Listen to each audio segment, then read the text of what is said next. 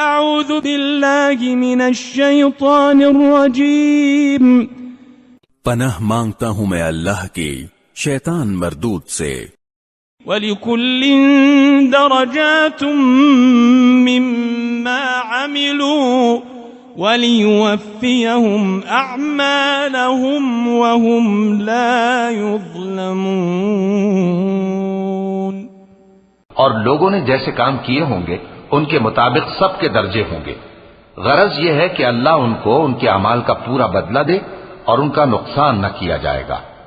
وَيَوْمَ يُعْرَضُ الَّذِينَ كَفَرُوا عَلَى النَّارِ أَذْهَبْتُمْ طَيِّبَاتِكُمْ فِي حَيَاتِكُمُ الدُّنْيَا وَاسْتَمْتَعْتُمْ بِهَا فَالْيَوْمَ تُجْزَوْنَ عَذَابَ الْهُونِ بِمَا كُنْتُمْ تَسْتَكْبِرُونَ فِي الْأَرْضِ بِغَيْرِ الْحَقِّ بما كنتم تستكبرون في الأرض بغير الحق وبما كنتم تفسقون.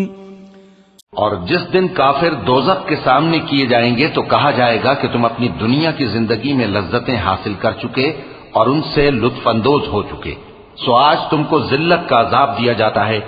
یہ اس کی سزا ہے کہ تم زمین میں ناحق غرور کیا کرتے تھے اور اس کی کہ بدکرداری کرتے تھے.